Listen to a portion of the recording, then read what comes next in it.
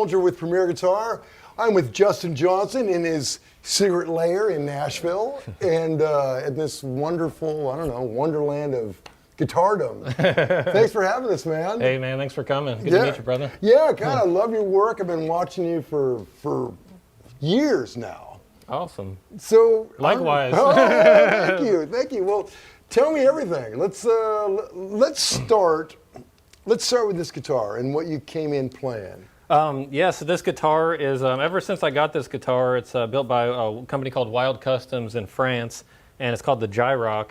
And it's sort of like, I've played several modular guitars over the years, like a dozen, but this one is like, has actually six separate pickups you can play in it. So, you know, like on the bridge pickup alone, got that humbucker there, got the Billy Gibbons, you know, mini humbucker there. Right. The old Strat, like a hot, like kind of a Texas Special kind of Strat pickup. So you can just go through the different tones and then, you know, pop them out the back and also just change them whenever you want to. And so I think I've got about 20 or 30 different pickups wired into these compartments. And honestly, I'd say like as far as especially in the studio, I think I've played this on almost every recording I've done since I've gotten it. So it, you know, one of the things I love about it is just that it sounds like the guitars you're trying to emulate, I guess. And then being able to do it on the fly is something that is just awesome in the studio. You don't have to go, you know, I like kind of running around and grabbing different guitars, but honestly, especially when you're in someone else's studio and someone's paying for studio time, anything like that, or if you're just feeling creative, you can just instantly change tones and be like, that's the tone I want, you know? It's like, go with the bridge pickup. You like that thin sort of single coil tone, like that kind of twangy bridge, so. Then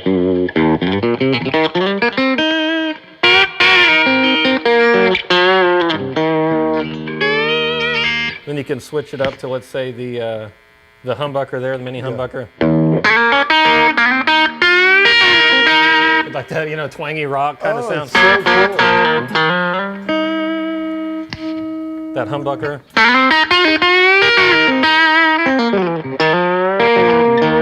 And then it's got the two volume knobs, so you know you get on those middle positions and it's kind of endless.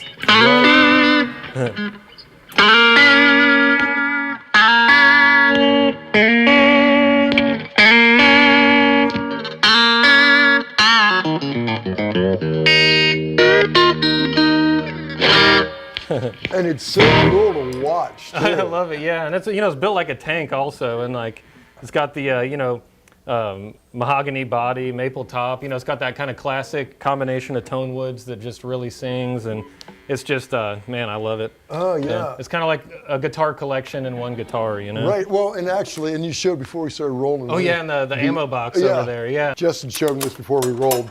This whole thing is loaded with more pickups. Just vintage ones. I got like a lap steel, kind of like a classic lap steel bridge pickup there. I can turn it into like a Telly if I want, turn it into a Strat, go vintage, like high output. You know, and, it's really interesting how you know, you get into, people talk about tone woods and all that stuff and body shape, but it's cool to see just what pickups sound like. You know, I've learned more about what pickups sound like on this guitar than I ever knew, you know, because you kind of are stuck with the pickups on it. You can change them, but by the time you've changed a pickup out on a guitar you love, you kind of forgot what the last one even sounded like accurately, you know? Yeah. Even if you have recordings, it doesn't. It's, I'll switch out pickups and I'll think, is this an upgrade or a downgrade? I don't know. And then the amp's different, maybe the settings are different. The amps sound different on different days. So, you know, sometimes the tubes get different ages, and you just never tell. And so it's helped me also with other guitars that I've you know, gotten since this one. I kind of know I want these pickups on it or something because I know that those pickups are going to give me, you know, like a nice sound. Like. There's one that surprised me. I'd never tried. It was like single coil Seymour Duncan, like quarter-pound single coils. They have the really big magnets. Those things just sound killer. I've never tried those before, but in blind taste tests, those beat out almost anything. Really? Yeah. That's a cool way to do it. I mean, that's the ideal way to know what it sounds like. And you're, just for the record, he's in standard tuning right now. Man, you were a master of slide with standard tuning. That's how I learned, you know, and I think it was kind of laziness or stubbornness at first. I didn't really want to learn a new tuning. Yeah. But, you know, it also, helped me start incorporating my fingers into the slide playing. Like at first, I'd kind of like pick up those kind of Allman Brothers, you know, riffs, and kind of figure out how to move those like open E or open D tunings into standard. Like those 3 strings, something like that, little chord fragments. But then, you know, just running the other fingers in there.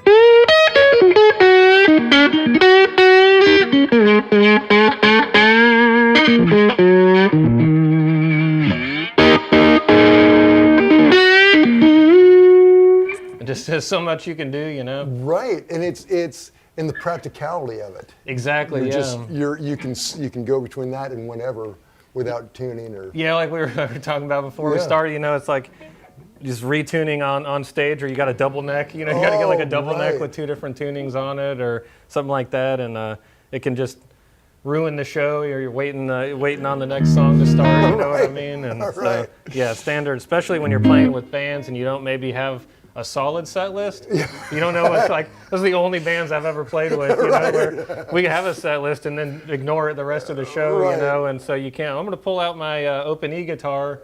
And then something like that. But well, that's very cool. Now let's look at. You've got, I don't know. You've got a ton of guitars here.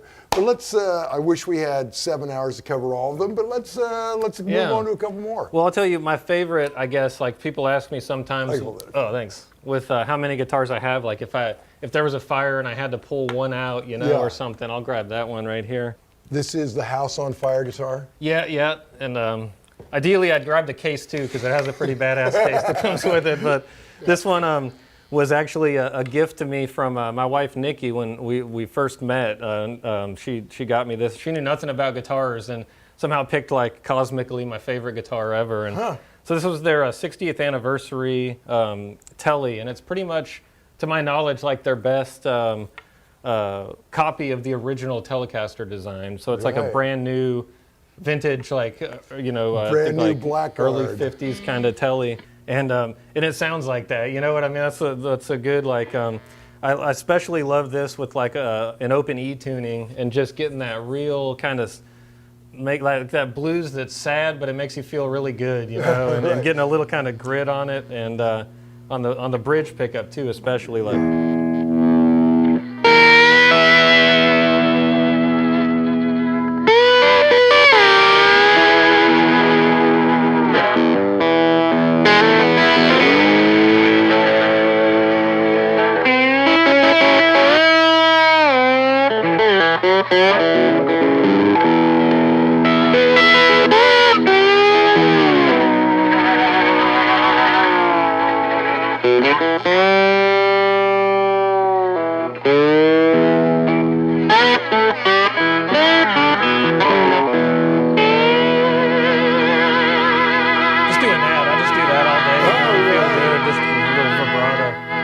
Yeah, man, it just sings. And you play great. That's so cool. And it's got there's something about that maple, like high gloss feel of the neck. I just like, you can just own it, you know? It doesn't fight you on anything. And the radius is a little extreme for slide sometimes if I'm doing all 6 strings.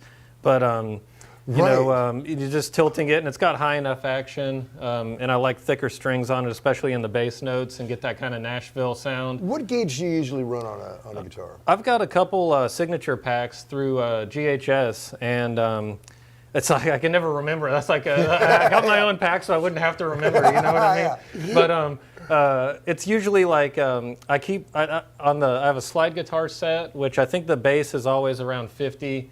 And it's close to like 50. Yeah, I really like a thick bass string, and then get a little lighter on the high strings, you know, so the whole pack isn't fighting you, but you can swat those low strings and they won't go sharp or start wobbling, getting a lot of fret buzz. Because I do a lot of D-tuning also, like down to especially D, open G, open D tuning, but sometimes I'll go down even to C sharp or C sometimes.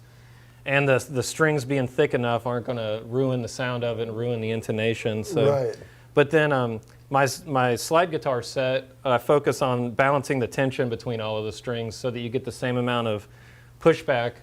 You know, whether you're on the high E string or whether you're on the G string, they're all kind of pushing back even. So you're not fretting out accidentally.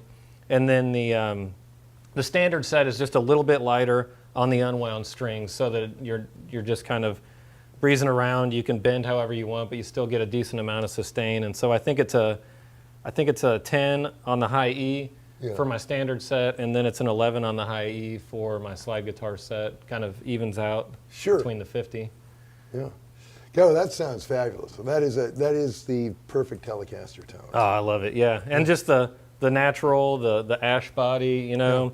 And the black pick guard. Isn't it amazing how Hardtail. Leo got it right the first time? It's awesome, yeah. It's like kind of, I don't know, it's almost kind of mystical that he built this perfect guitar in I guess 52 is the first year it came out, right? But they were shortly before then.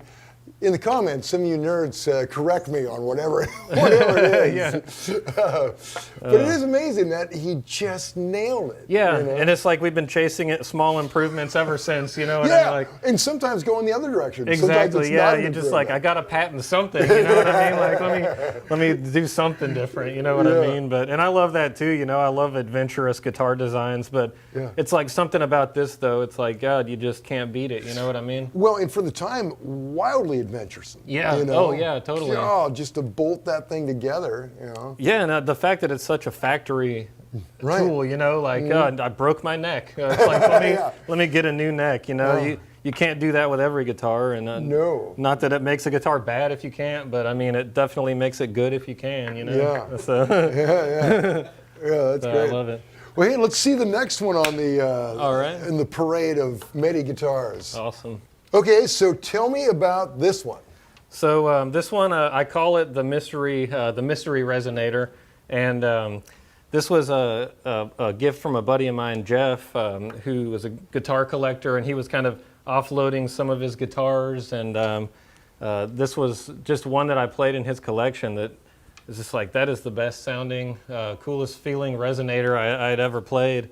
And the mystery part of it is that someone, previous owner at some point, stripped all the paint off, all the finish. Who knows what it looked like when it was original, so there's no brand name on it. It is, all I know is that it's very old. You can like tell it's old, it smells old, it feels old. And even look at the pitted fretboard. Oh yeah, you can see what chords and scales they used, whoever. That person big fan liked of D minor. they really like D minor. Who doesn't though? It's good taste, you know? And it's funny because like this is one of the guitars where like I don't even want to change the strings on it. The strings are kind of like green at this point, and pretty nasty. But there's something about the sound and just the feel. It's like you know, you like singers that have like that cigarette smoking voice or something. This has kind of that quality. And yeah, let's hear this thing.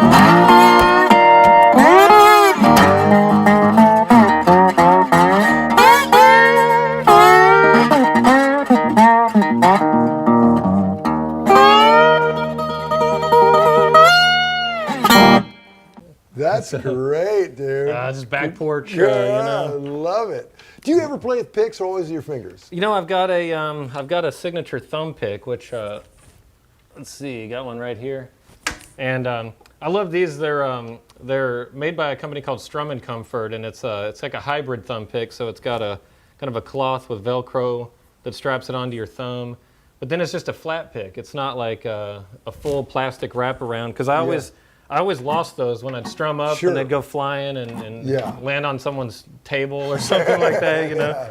But you know, these ones you can do like a full strum.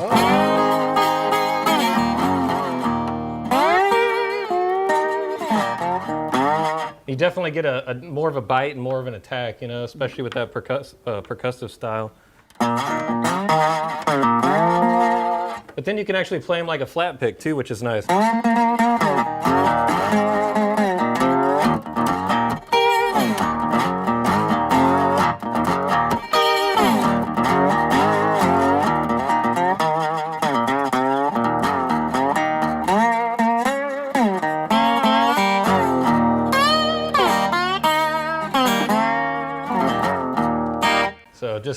really easy to control, and I've never had one fly off and hit someone's baby or hit someone's right. a drink. It's so cool though, and to hear the tone difference between your thumb and the pick, like it changes everything, man. Absolutely. Both cool, but you know, different. Now, what are you doing electronically here? So on this one, I've got it's a company that I love their pickups. They just do great custom pickups, real low profile. So these are all stuck on with like sticky tape, so I don't have to like cut into the guitar.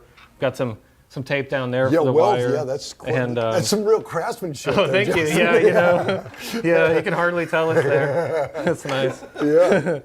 But yeah, I've got this. It's 12-bar blues. And it's a humbucker too, so it's nice and quiet. You don't get a lot of that single coil noise. I've got the an X5 wireless system, which I use a lot, basically because I didn't ground this one. You can ground them; they come with a grounding wire, but I just slapped this one on before recording something with it. And what I like to do generally when I record, especially resonators, I like to have a mic. Like this is my favorite acoustic and resonator mic, the ELA 260 from Telefunken. And it's a tube mic. It just sounds like what you hear, basically. And then I also like to take like a direct signal so that I can fatten it up and just. Sometimes I don't even use what comes from the pickup, but I like having it there. And then if I get dirty, I'll use the pickup to get dirty, run it through an amp, overdrive it. And so a lot of like, you know, like I recently did a lot of like the film work where they wanted resonator tones, but they also want it dirty. And instead of recording two different parts, I'll record a mic like this, send them the dry one, and then say, if you want it dirty, here's the dirty version of the same exact riff on the same exact guitar. It'll sound like an electric, though, plugged into an amp. And so that, and then you can mix them together, which is cool. Or have a part of the song later in the mix where you decide I like an acoustic intro, and then I want to get dirty when the chorus comes or something like that. So you have the option to play with all of those. Yeah, very cool. What tuning are you in right now? This is Open E. Okay. Or maybe it's Open D. I'm not sure. It's the same thing, really. It's just a whole step apart. It's God, it sounds great. Oh yeah, it just feels good. It's got that real deep. Feel that back of that neck. Oh yeah. The real deep V. God. And I don't even know if it has a truss rod, so it's probably just thick to hold the tension. Yeah, that wood's not moving. Yeah, no. It hasn't moved in 80 years. Yeah. It's like a telephone pole. Yeah, exactly. That's so cool. Okay, man. All right. It's gonna be a tough one to beat, but let's try it. Let's try it. All right, so next up is this Dreadnought acoustic from Fortus Guitars, and it's from their Green series. And they reached out to me. I'd never played one of their guitars. I'd seen them before, and when they sent this to me, they sent me a few others to try out. It was like, you know, damn, like this is like, you know, I've never really played a guitar like this. They invented a lot of things. Really, kind of, it's one of those new companies that does have something new, and really, it's like I wish a lot of other companies would develop these things, but well, they probably patent them, so a lot of other companies can't. But like the finish on this is just, it's like the strongest finish, one of the thinnest finishes too, and I think that they tried for years working on different formulas with chemists and stuff to come up with a kind of a new guitar finish that would resonate, but be very hard. And it actually, I think, adds to the resonance. It's so hard. Wow. But I beat the hell out of this guitar, and there's not a ding on it, you know. And usually, I'll have a ding on a guitar after about 2 minutes or something. Sure. You know? And then the balance is different. They've got an internal block here that's, I think, aluminum that prevents the bowing right here where it meets the body. In the neck? In the neck block, yeah. So there's like a whole screw system, a carbon fiber rod that protects the truss rod. And so you don't get bowing in different spots when the truss rod starts getting old, because that carbon fiber like helps to distribute there's just a lot of like cool engineering involved. But when you play it though, it's just like, it's so open and it's so active and resilient.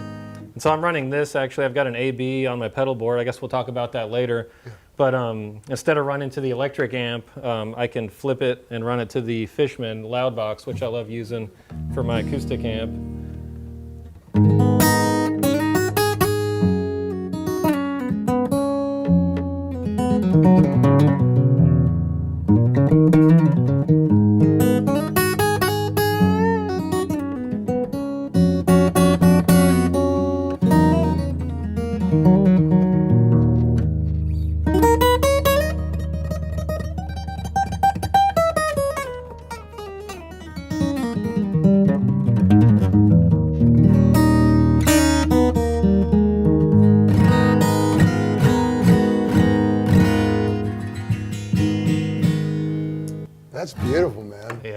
just sings. I love it. And you said they're from the Czech Republic. Czech Republic, yep. And I think it's a cool story, you know, behind the original, I guess the father, who's kind of a family business, but he started building guitars, I guess, when it was a communist country and it was illegal to build guitars. Like you could go to jail or, you know, like prison for it. It was like a serious offense. So he was taking apart old pianos and using the wood to build guitars and just building these amazing guitars and hiding, basically. Really? And so when I guess that country, you know, I don't know a lot about the politics of it other than what I've heard with the stories from FERCH, but when they were allowed to start a company, actually, he was way ahead of the curve, you know, and he had already been building guitars, so he had the knowledge, and now they're the huge, you know, got an awesome factory, huge factory, and I think they're just celebrating their 40th anniversary this year. So wow. But yeah, so if you ever see one of these, you know, at a guitar store or something, check it out. I mean, it's really cool. They feel great. Yeah, that's beautiful. I've never heard of this company before. Love it though. So spruce top, was it a mahogany back and It's a rosewood back and sides on this. Wow. And they've got a ton of different models. Like their types of guitars are set up like the visible light spectrum, and so it goes from I think violet to I don't know the visible like Roy G. Biv, so whatever that is, violet to red, and then they have a rainbow series, which is their custom series. So you can take any of the on their website, you can design it and take any of the features of any of their guitars, basically put them all together, and you could have 9 strings, 12 strings, baritones. They've got the travel guitars, these tiny ones that sound killer. But yeah, they're cool. They're mean. All right. Fabulous. Okay, let's try another one. All right. So yeah, the next one here is of course my signature shovel guitar, and this one is it's funny because I've sold so many of these, built so many of them, and after, you know, I did a kind of performance in my backyard with one. Right, and that's, I think everybody's seen that.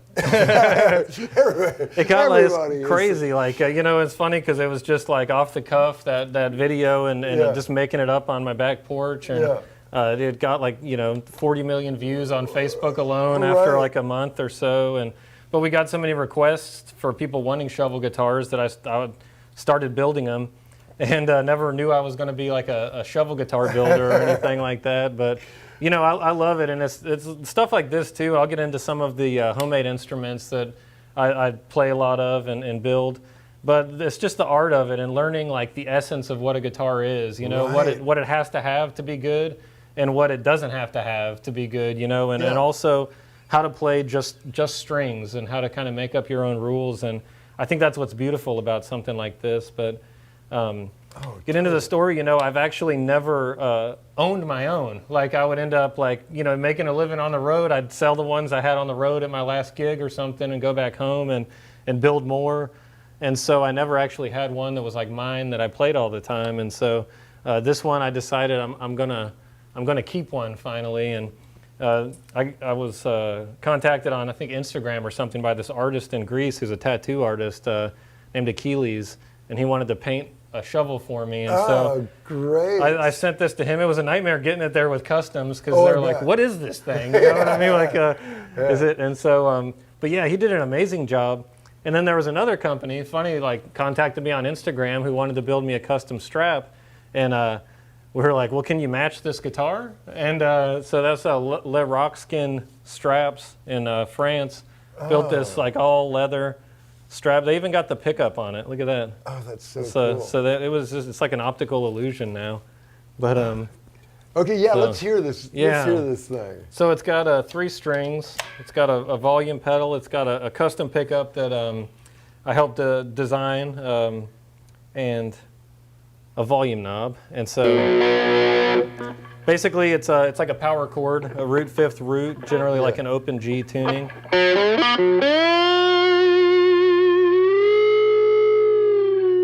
And like tempered steel sustains forever, which is nice too. Right.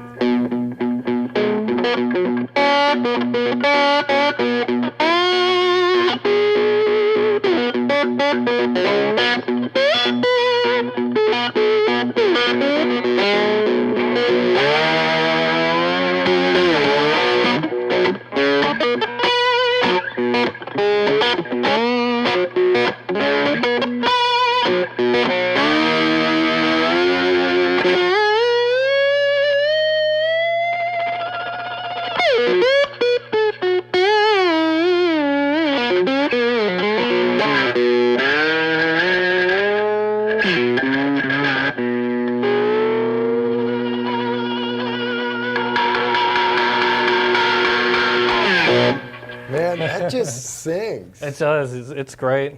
So how did it happen? How did you decide to do this the first time? Well, at the time, it was when my wife, Nikki, and I were living on the road full time, and a lot of what I played were homemade instruments, and I started playing a few, and eventually people started coming out to shows and just bringing me stuff they built in their garage, and I'd play it on stage, like pretty much no matter what it was. I would if someone brought something they built, I would play it on stage. Fearless. And I bet there was some bad experience, some bad. Well, it's like you got to learn how to like one-string instruments with like really hot piezo pickups. Yeah. It's like you got to kind of come up with something Right. and make it entertaining. But that's what a lot of those like my early blues like heroes did. Sure. With like homemade, like Bo Diddley with these crazy instruments he built. Totally. And just the tradition of it. And I think that's kind of like what slide guitar is about too, is Right. you don't need frets. You need, like, ideally, if you don't even have fret markers, and you don't need them if you can listen to it, and learning to play like that. I think trial by fire with all of these people coming out and bringing these instruments, had to learn how to come up with tunings on the fly for different instruments, Right. Run things through an amp and amplify it without crazy feedback and different things like that. And no one ever grounded their instruments, and so luckily, Right. that's like with wireless systems, I realized you never have to ground an instrument if you're going wireless, and so that wasn't an issue. But a guy named Roger Berry brought out a shovel guitar that he built, and that was the one I played in that original video. And so he gave that guitar to me after that show I was playing, I think at the Juke Joint Festival in Clarksdale, Mississippi, when he brought that one out to me. And and it's happened with a few different instruments and a few different people who've done that, where I'll play something, put out a video, and then they'll thank me later, and it's like with the ammo can Right. guitar, just getting a lot of people turned on to a cool new idea and a cool new design and a new way to look at guitars. And again, it's like minimalist art too, and Yeah, it's I love just it. beautiful. It's like, have you seen the movie This Might Get Loud with? Oh yeah, Jack? yeah, definitely. That first scene where Jack White just, he nails a couple strings to a board, and it sounds like Jack White. That's all you need, And Yeah. if you can make music with that, when you pick up a guitar, it's a lot easier. When you break a string, you just play on one. You play on the one that's in tune, and then, or you learn how to think on the fly like that, and you also learn how to play up and down the fretboard instead of in patterns, and you stop thinking about patterns as much, Wow. Yeah, that's an interesting thought on particularly on slide guitar, like that really singing voice. I think that's kind of where that came out of. Oh yeah, definitely. Mm-hmm. Wow. Absolutely, and all those patterns on the scales, they start making more sense. It's kind of like, I think with piano, you think linearly, and that's why a lot of, when you learn music theory, you have to learn piano because you can see it in a straight line. And on guitar, I think what's easy about it is you can be visual about it and have these patterns, and you change from A to B. All you have to do is move the pattern up a whole step. But you might not be thinking about intervals as much, or about the scales and the way they repeat, because you're thinking about them as six string patterns. Right. It tends to be. It's almost like a cut and paste thing. Yeah, exactly. Whereas just like paint by numbers or something. Right. Whereas with that, you're just like whatever the melody the melody goes where it goes. Yeah. In a different way, totally. And then when you go back to six string, it's like I'm tuning this string down. Like I want this string here and this string here, and you start just thinking about it like six strings or like six instruments, and they each sound different. Yeah. And you just make them all do what you want for whatever song. And that's how I approach like solo guitar arrangements a lot. Is I think of the bass strings as like a male singer, and the unwound strings as sort of like a female singer. And so when you're playing and arranging, you can have like a duets. You can have different call and response parts, and you start to learn the sound of each string in a different way. That's a really cool way to look at it. That's great, man. Okay, we got to see. That's gonna be a tough one to break. Well, we were working on puns before this. I was thinking, really dig that tone, and Justin said, groundbreaking. That was my favorite one. Yeah, can't beat it. groundbreaking. Okay, What is this thing? All right, this is, it looks wood. It looks like it's wooden from a distance, but it's actually metal bodied. It's a vintage Dobro Duolian. Oh, and it's got the biscuit bridge here. And this one I love. There's like this, I always call it like dark blues or like dark swamp blues. Yeah.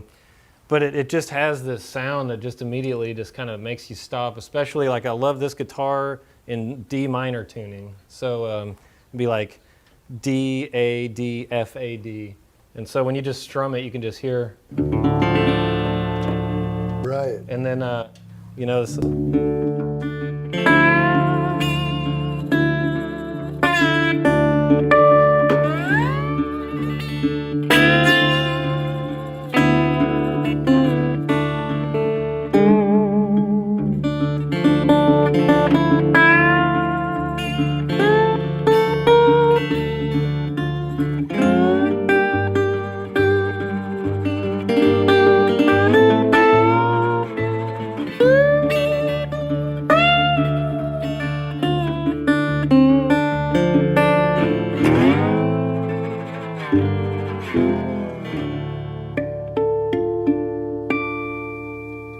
That's beautiful, man. just sings, you know, resonates. Sometimes people, you know, I've had a lot of people comment that they don't think that like metal body resonators have as much bass, but this one particularly, it just really booms it out. I love it.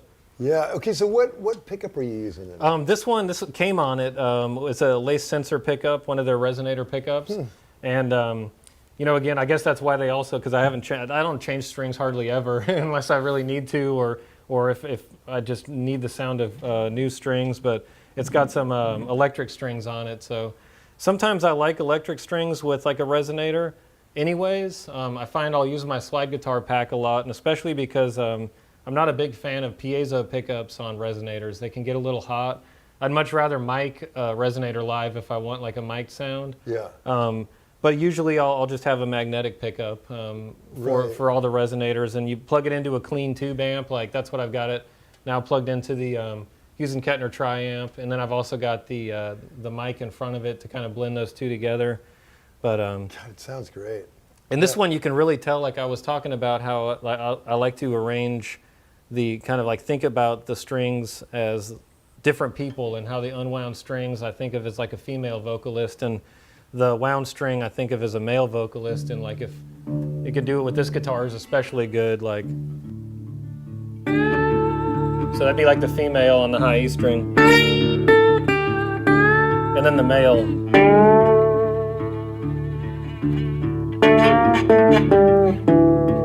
And then a duet.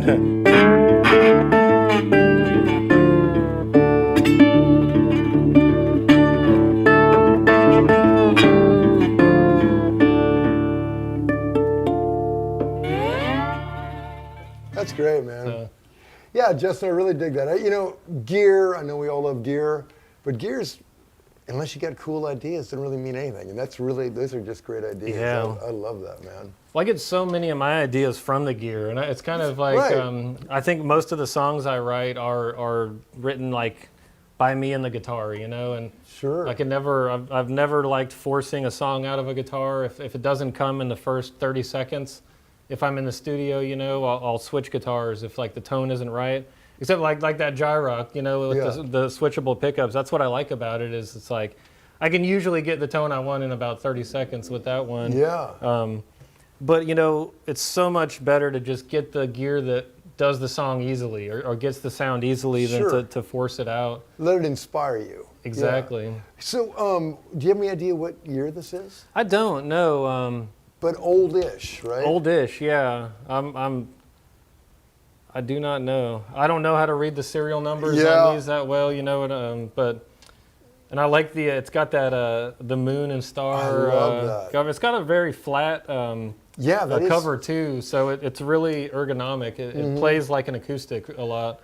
Yeah, some of those with a real high arch are very awkward. You got to kind of like, I have to do this and kind of get my hand going a lot more down. The muting thing is really weird. I palm mute a lot, and so I've had to kind of learn how to palm mute a little past that that cover. Just ruins your palm muting if you're used to it one way, you know. Right. But Well, that sounds great, man. Okay, let's look at another one. All right. So this next one is this is actually one of the most recorded guitars that I have. So I've probably recorded more songs and parts with this guitar than just about any 6-string electric or acoustic that I've got. And it's one of the first cigar box guitars I ever played. It's built by a guy named Richard Brantley, who is a good friend of mine, and helped me fix the RV a few times when we were on the road, you know, when I needed to help change the floor in my RV. But he has about every tool and has the knowledge. He used to be a treasure hunter, and so like anything you ask him, he pretty much knows how to fix or do. So he helped us out a lot on the road. But he started building guitars, and they're some of the best cigar box guitars I've ever played, and they're so simple. And he owns a farm too. And he's really like tapped into, I think, the original concept of what makes like the soul of homemade instruments, you know. And that's one of those things that I love about these instruments is how good they can sound. First of all, out of like found materials. Like this is a cigar box. This is a hand hammered tin can. It's like a green bean can. Oh, wow. that he turned into a resonator. It's got a little disc piezo that's hot glued inside a beer bottle cap for the pickup, you know. But it's like when you plug it in, you can just tell it's like it's got so much soul.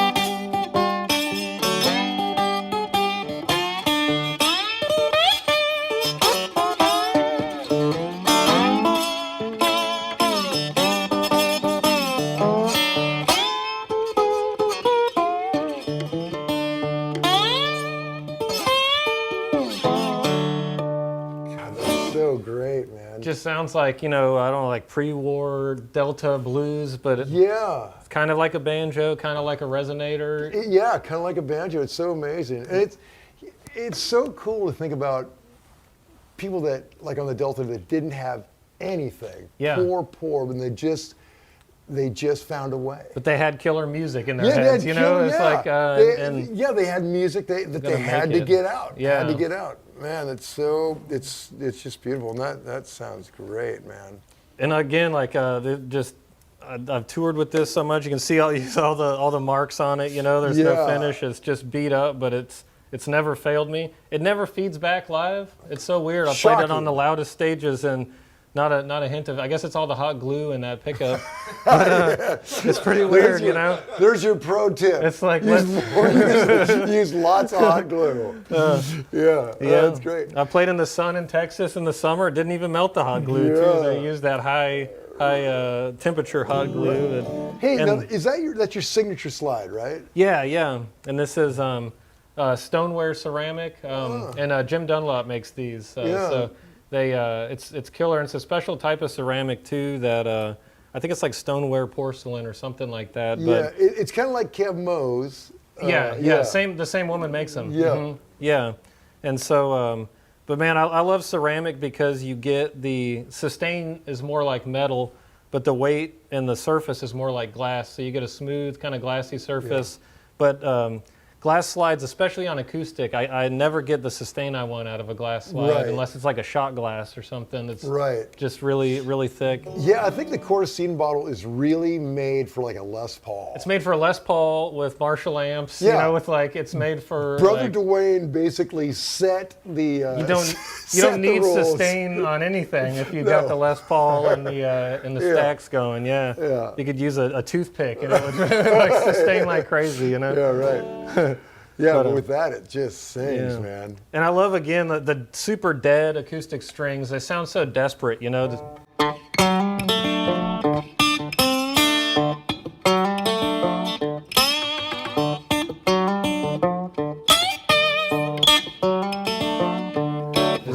Weird, it's forcing the notes out, you know? There's something about that I like, too. And you're right, it's very banjo-y, you know? Yeah. And it's got this bridge is just like a little rod of metal, and so that you hear it, You hear a lot of those weird artifacts that pop through.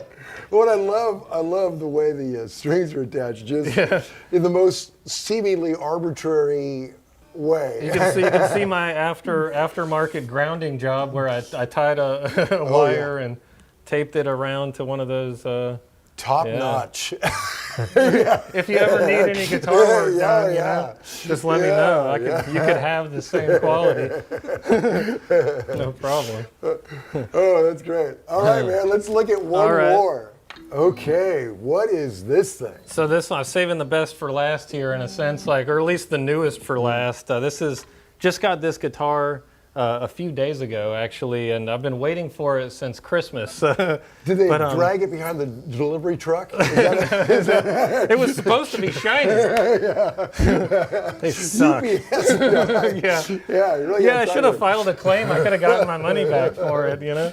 But this is from Wild Customs too, the same company that made the GYROCK guitar, and I always loved this style, you know. It's called their Firewild, and it's kind of like a Firebird, kind of like what was a guitar model you guys were talking about, but this is the first electric that I've ever gotten just from the ground up, sent in a mock-up I did on Photoshop of all the little features I wanted, the wiring I wanted, the pickups I wanted, the binding, the inlay, everything is exactly like I wanted it to be, and it's so nice. It's perfect. And it looks old. I love not being, not shedding a tear for the first scratch. No, so I just had them.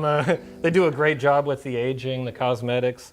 Yeah. And it's got 3 Filtertrons. I love Filtertron pickups, and it has. Not only does it have the 3 pickups, but it has a 6-way toggle.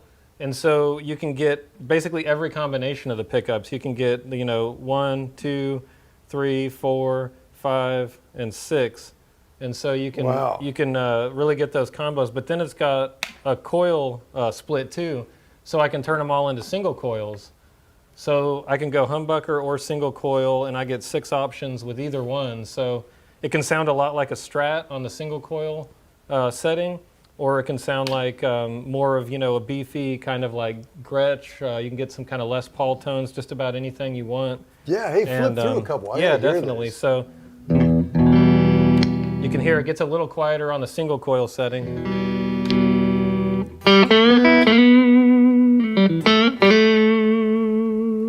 It's got great sustain. Yeah. Love it, man. So that's the neck. Let's go more like the bridge. A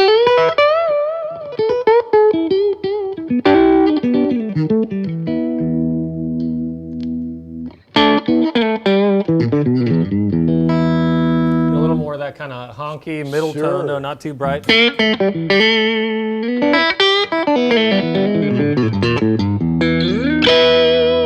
I love it's got the 5-speed. Yeah.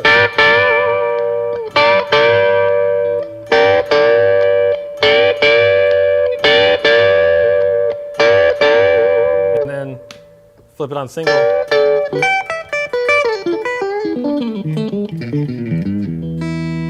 Swat the strings.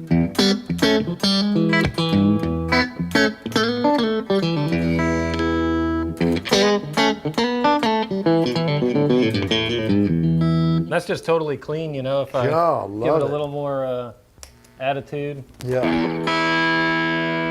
Let's see. Do a little dancing. Sure.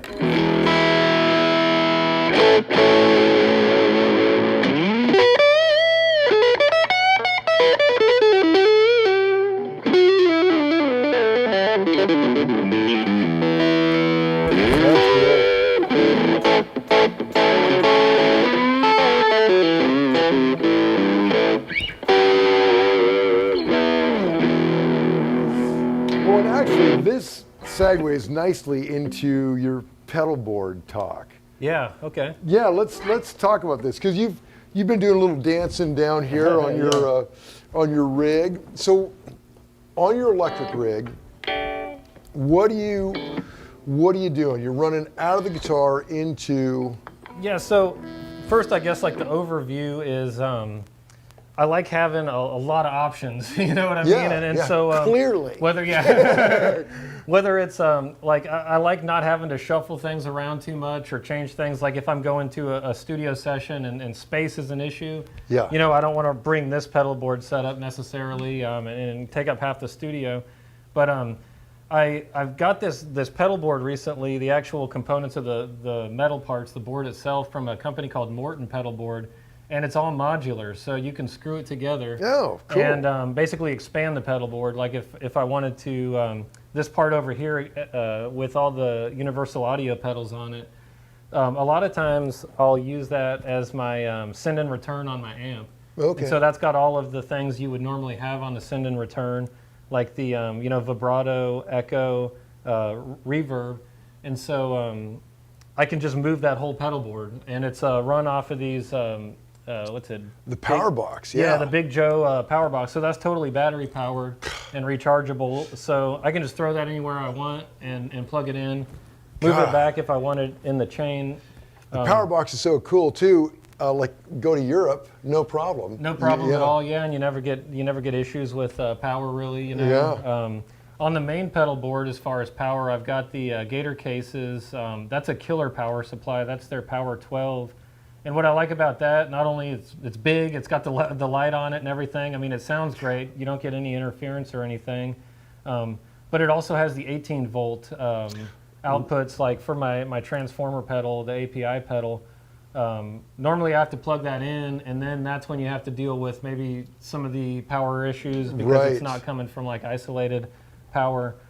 So now I get the isolated power. I can still run the transformer, which I love, and then still run all of my 9 volt pedals. It's got the power drain, like, you know, to mimic an old battery, which I usually don't use that. I've tried it a few times and haven't found the right pedals to use it on. I usually just go full throttle on those, but it's a nice option to have. And so Yeah, let's start. Let's just kind of show your. yeah, so I'll just start with nothing on so you Yeah. can kind of hear things too. And I'm running this all into the Hughes & Kettner Triamp Mark III. And you've got a cab in the other room. Hughes & Kettner 212 cabinet Yeah. in the other room.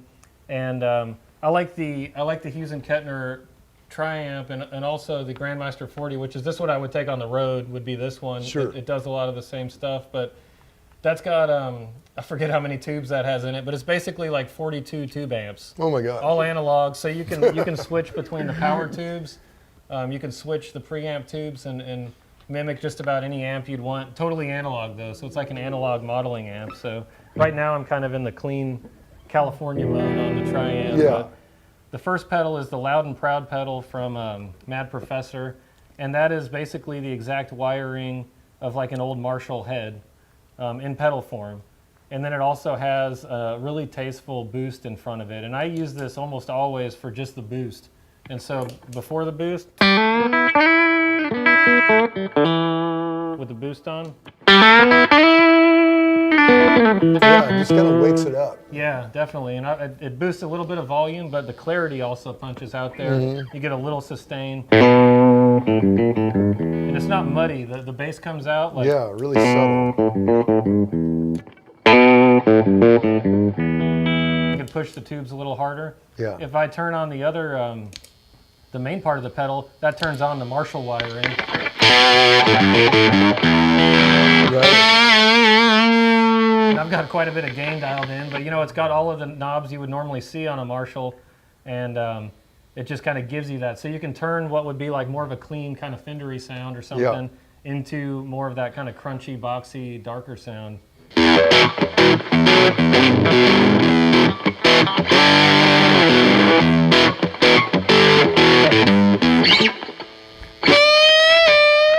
Yeah. I dig that thing. Love it. And then I've got the Archer pedal here. Love the Archer. Which again, I just kind of use as a different color boost. I don't like, I like the gain on it, but I like to dial that all the way back usually and just kind of use the tone of it. So here's without the Archer. And then with it. Yeah. It just wakes it up. It gives it a little bit different boost. So here's the Mad Professor boost. A little brighter, a little thinner, and then the Archer. Yeah. So I just like that. And then I like the Archer. The next one's the Tube Screamer. And The tried and true. yep. And I like the way that the Archer sounds with the boost going into the Tube Screamer. It gets that kind of milkshake thick sort of, not over the top, but...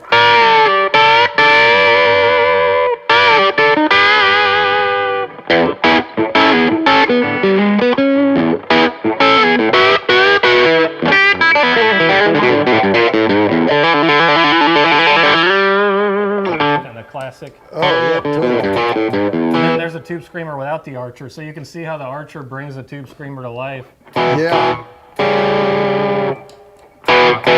That's a great combination. Just nothing going over the top, but everything adding a little bit. Yeah.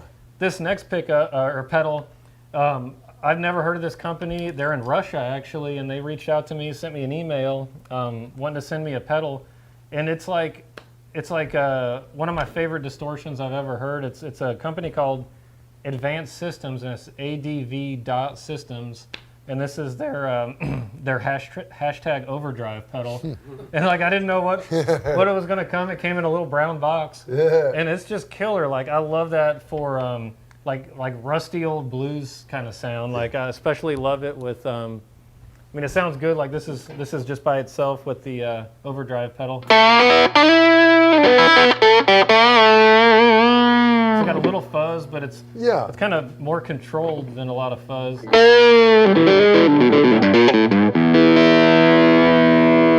It's totally different than the other stuff you got. That's what I really like about it. Like, let's say I add that Mad Professor boost, go to like the bridge position, like a single coil, then.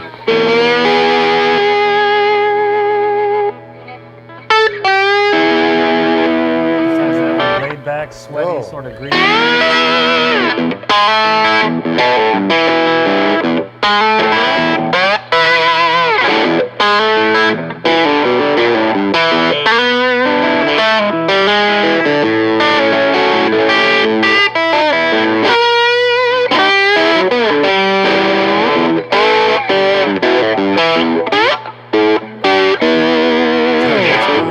Just muddy, swampy kind of vibe. Sure. And then got the Dane Electro, that goes into the Dane Electro back top, which I love just for it's an echo where the echo is backwards. And so it just gives you that psychedelic.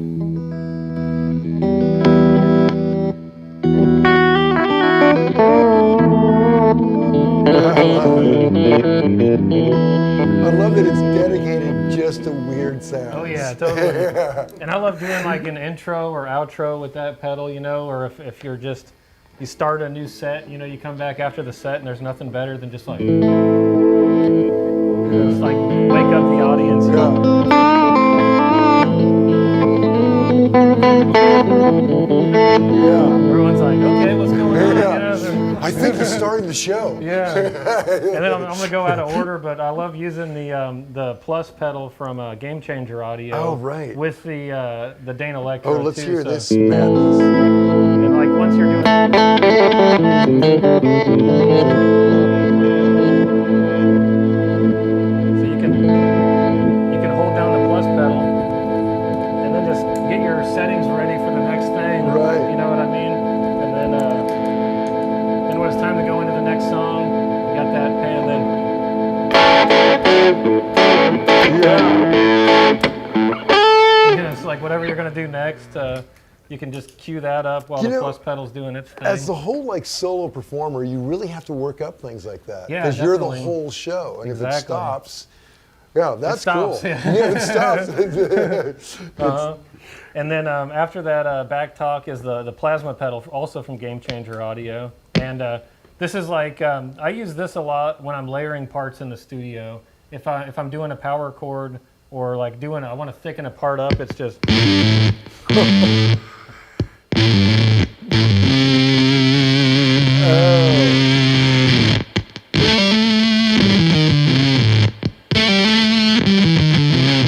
Kind of love that. It's just a, like atomic blast of sound, and you don't even have to use your right hand. You know. Well, and although you can't see it, there's like a Tesla coil in the center of it doing crazy And I guess things. that actually, that the sound actually goes through that. Like it's not just a special effect, that's actually where the sound is passing through, I think, in the pedal. Oh, that's and so great. It's like a car headlight or something like that. I can't look away. And it's like it dies. It sounds like something broke. You know? Yeah, I think there's something wrong with this amp. Yeah. And I like layering stuff. Like when I'm doing like heavier music or layering something in the studio with heavier music. A lot of times the slide just like there's like weird sound effects you can do with it. Oh, it's a spooky It's like sound. a theremin. It is like a theremin. It's like layered in there, so you're like, what is that sound? So that's great for that. Very cool. I've got an Ibanez DE7 delay echo, just because I have to have one of those on every pedal board. Sure. It was like my first echo pedal, and there's something about the sound that is just like, this is the way I learned how to use an echo pedal, and so whenever I want to control the echo on stage, like I use the Universal Audio Echo for like my go-to sort of tape echo emulation. But for the down and dirty, get it done. Get it done, turn the knob on stage when you need to, get certain effects, and it feeds back well. You know, you can put it on the loop and get nice and nasty with it, or you can just do a little slap back with it. And it's funny, delays are kind of like that. I mean, like you find one that you like know how to use. Yeah. And there might be better sounding stuff, but it's just... It's not going to sound better if you don't use it as well. Right, you just have to know it. Yeah, exactly. Yeah. And then the image looper from T-Rex Effects, my favorite loop pedal, because it's just two buttons, start and stop. It's got a volume knob. This is how loud it is. You know, it's like, and it's wide enough to where you can aim at both pedals effectively. Right. You know, and it's the sound quality of it though is better than most. Like they focus on high quality sound instead of like a low def. With a lot of options, which I think is what a lot of lower range loop pedals do, and you can really tell the difference. It's like the same sound after you loop it. Oh, that's great. What you put in there. So.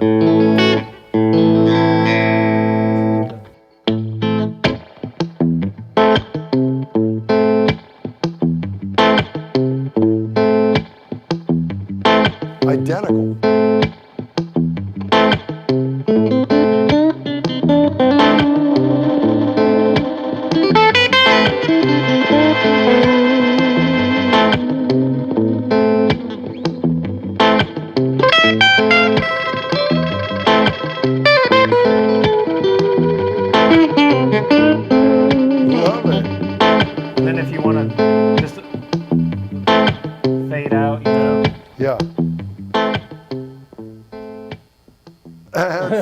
That's so great. You're right. Piece of cake to use. The ease of use is huge. That's what it's all about. Yeah, the sound quality and the ease of use. And T-Rex Effects, I don't have it on this pedal board because it's one of the components I just use for certain occasions. They have a Replicator echo pedal, which I use a lot in the studio, both in the mix process and in the tracking process. Oh. And it's like an authentic tape echo unit, but in a foot pedal format. So it has the tape winding in there, the tape cartridge, and it just sounds killer. It sounds so like rockabilly, so vintage. Sounds like that old like classic country sound when you want that, like with the telly. Do the tapes hold up pretty well? They hold up really well, yeah. Even when you max them out, they sound even cooler after a little while. But they also sell the cartridges, and you pop it in like a tape cassette, basically. I mean, it's super easy to change. You don't need to be an engineer to use it or anything. And I mean, it's like the sound is authentic. It's got that kind of, like, I don't know, Pink Floyd-y vibe. A lot of times you get that really nice saturation. How cool. And then the API, what? Yep, the API transformer pedal. That is like the, that does all the stuff that's subtle that you really want to have happening. It's like everything's running through that at all times, basically going to the amp. If I bypassed it, you might not notice a whole lot. And I don't have the tone or compression on right now with what I've been doing, but here's with it off. And then just on, and this is just going through it. This isn't even touching the tone or the compression. Again, this is off. This is on. So it just wakes it up. Yeah. It's got the same op amps, the same circuitry you'd get from an API channel strip. So it's basically like running through an API analog console channel strip, but just in a pedal board. So it's kind of like the mastering phase with the tone before it hits the amp. Also, if you don't have boosts, if you don't have anything like that, you can control how hard your guitar hits the amp, but it's like your guitar tone with some of that analog beef just hitting the amp really nicely. Sure. And then it's got an EQ section, which they've got a bass version and they've got a guitar version, and the EQs are the only thing different about them. And so, you know, sometimes you're in the studio and your amp's in another room, you can control the tone from the pedal board, which is nice. That's huge, yeah. And so you just want a little more mid, boost the mid on the pedal, and you don't even have to be around your amp. Because that whole studio thing, when your amp's in the other room, by the time you go over there and, you know, tweak it and you come back, put in your headphones, it's like, nope, still don't like it. Yeah. Yeah. Well, one of the other things, like when I can't do that or if I need to change the amp tone and it's the other room, I use the image looper because the sound quality is good enough to where I just loop the riff that I want to play, like, you know.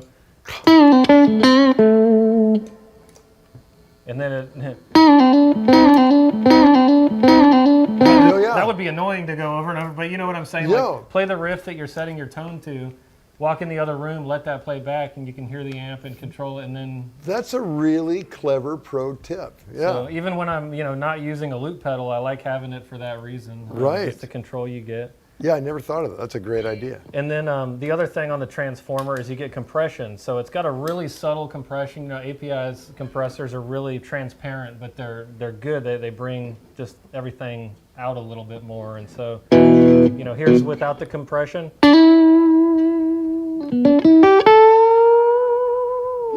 And then with it, just got to hear the little details. Sure.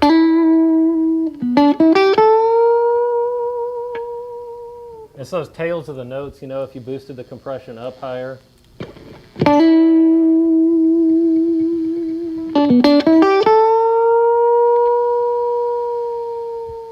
Yeah. Just a little bit more. I like the lower settings because it doesn't start eating away at the transients like the attacks. Yeah. But sometimes a little bit of compression in there will be nice, and it also reacts differently depending on how you hit it with the gain knob. And then it's got a volume, basically trim at the end, so you can hit the amp at whatever volume you want, whatever your gain setting is set to on there. And so I guess it's just like the mastering phase is what I think about that pedal as. So this board in front of the amp, and then this board over here, the second board, is run through the effects loop? Generally, I'll run that through the effects loop. Right now, it's not. And what's all on this? So this one is all the, like, Universal Audio just came out with these 3 pedals, and it's like as soon as I saw them, it's like these are the things I do post-production a lot of times in Pro Tools. I'll use a lot of the Universal Audio plugins that do the same things. Yeah. And so having them here in pedal form is like, I'm so glad they started doing this. Right. And they sound killer, and you know, they're really known for their like emulations of analog gear, and so. Right, like the most expensive analog gear ever at, you know, at mere mortal price. And you don't have to deal with the repairs you need on great old analog gear. Like if you really had a tape machine and like an Echoplex, like all these different things that like old like vintage tube, you know, vibrato, which like you need to have an amp that has that built in to get it. But with this, you really get like a nice, tasteful, you know, here's the vibrato, no vibrato, and then here's just a little subtle. No, I probably went too subtle on that. That was my preset.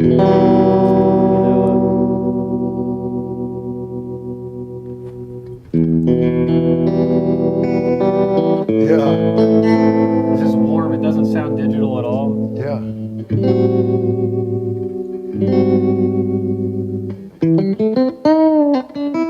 Yeah, that's great. And then the echo, you know, is you can control tap the tempo if you want. I just like that little hint of it, but you know, of course you can there we go.